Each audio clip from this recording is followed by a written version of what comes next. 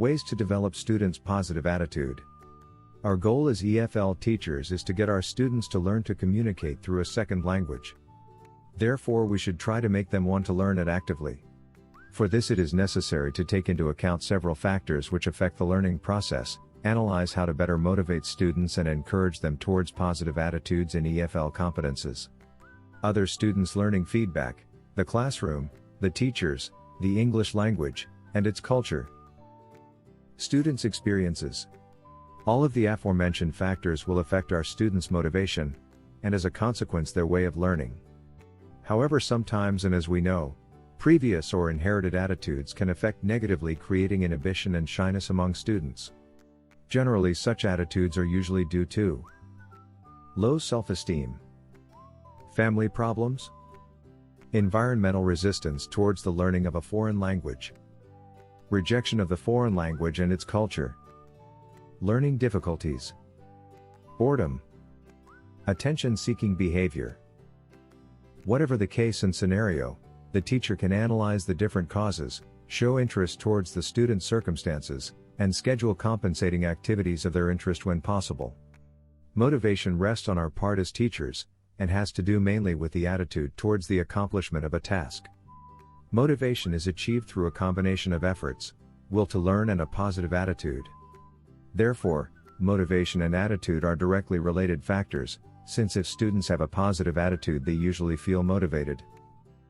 Types of motivation.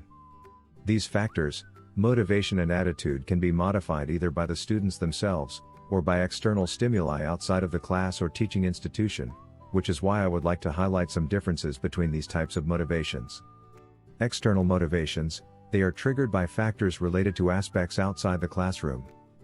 For example, show interest in native people and their culture, or have a desire to learn a foreign language for practical reasons, learn English to find a good job. This type of motivation is more oriented towards adults' needs, but teachers must help students discover English culture, and to develop in the positive and genuine attitudes towards speakers of the English language. As seen, external motivations are very important factors that affect a student's performance. However, as a result of the lesser degree of impact teachers have on them, I am going to concentrate a bit further on the internal and personal motivations. Internal and personal motivations have to do with factors related to what happens inside the classroom or teaching institution, student-teacher interaction, and their impact on students' motivation. Some of these factors: physical conditions of the class, lighting, number of students, the spatial disposition of the desks, decoration or heating, can alter the motivation of students too. So if the room is not sufficiently heated, ventilated, or properly lit and students are not comfortable, they will probably not pay due attention to the teacher. Methodology. A methodology focused on the needs and interests of the students reinforces motivation. Methodology should be sufficiently up to date to students' mood and reality. Teacher's attitude. When teachers positively reinforce the students, they feel highly motivated and classes will be more productive, and competence will increase. Success perception. If the student perceives that he obtains positive results while completing the activities, they will motivate even further. So as teachers we must establish real objectives, and plan activities adapted to the level of competence of the students. Psychology. Teachers must know if their students are outspoken, introverted, if they have a high or low level of competence and self-esteem, and what their general tastes are. Also, we must take into account if they have a brief attention span, sense of curiosity, or if they are or not dynamic. These aspects change according to nationality or social background, and are aware of them we can design appropriate activities, and make them fit into our group of reference to increase students' motivation levels. Family, environment, and social relations. This is perhaps one of the most important factors that influence motivation, especially with children and younger learners.